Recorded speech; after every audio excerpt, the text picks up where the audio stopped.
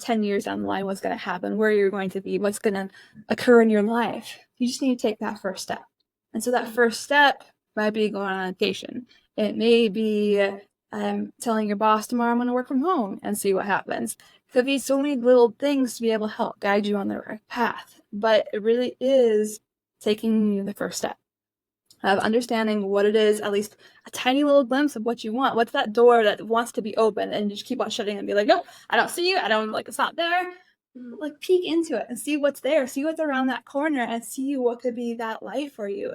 And start to take baby steps if you need to be able to help open that door some more and take a baby step in and see, like, okay, what's it going to be like? Do I like this? Do I not? What supports do you need? And provide that for yourself so you can go in all the way into your life.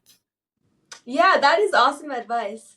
So many people, they lack the confidence to pursue that first step. What advice would you give someone that's kind of struggling with? Yeah.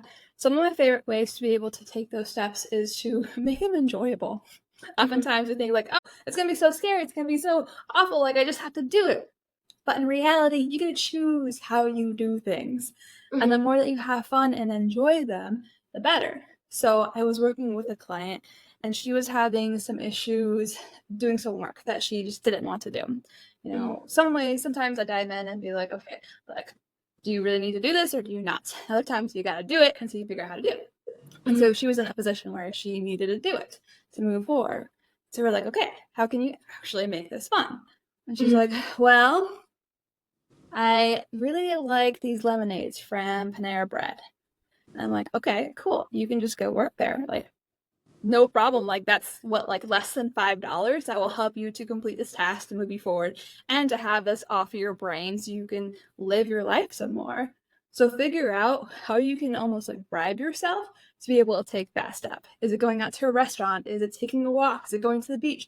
What different things can you do to be like, yeah, it's gonna be totally worth it because I can do this on the other side or have this on the other side. That's a fun way to be able to do it. Oh, that's a great idea. I definitely want to start doing that in my own life to kind of achieve my goals. I know that a big theme in your book is perfectionism. Why do you think that perfectionism holds so many people back, and how can we start to let go of that feeling? Yeah, with everything that we had going on in this world, everyone has an opinion and they want to share it. And so this is from books to media to social media to news to TV shows. They will tell you how to dress, how to show up, how to be in your business, how to do life in general. Right.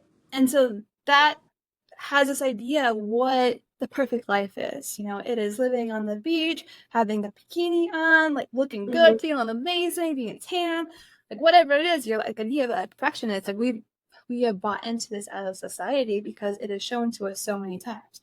And the more we see things, the more that it's reinforced. So that's one of the reasons why all these different things that you see in your life, being like, oh, this is how I need to show up. This is how I need to do my business. This is how I need to live. It's because of everything that's coming into your life, how you grew up, all these different things that show you that this is the perfect life.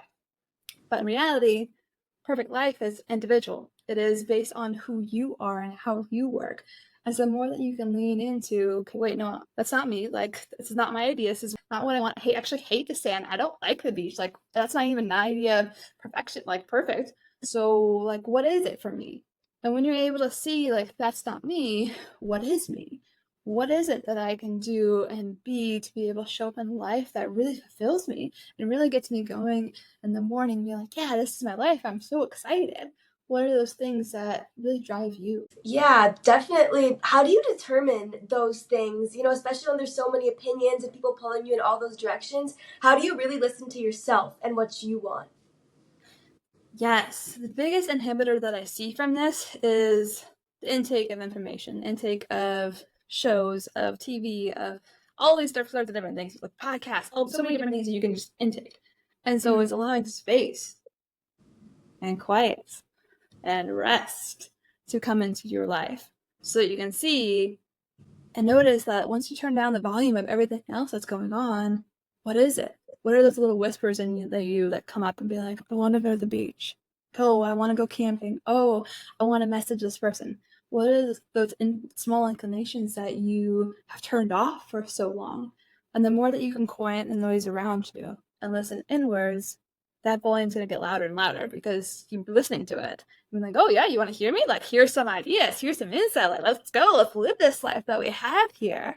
And so the more that you can do that, to be able to listen internally of what's going on and where you're at, and listen to what it is that you tell others when you're in that excited state, when you're inspired in your life, because those are the things that light you up, that you should, take a look under the covers and be like, what's underneath this? What's going on? What am I excited about and why? Yeah, definitely. I feel like when you are quiet, you can find out a lot about yourself. Could you share a time in your own life when you had to ditch perfectionism to achieve something meaningful? Yes, so many different times. Even writing the book on perfectionism, it was very silly because I was like, okay, like I just need to get this down. Like I shouldn't face this issue. Like I'm writing a book on it for goodness sake. Like I should be able to know this stuff by heart and be able to not feel it. But of course, those doubts, those fears, those concerns came up being like, oh, should I include this in the book? Oh, this chapter should be longer. Why am I saying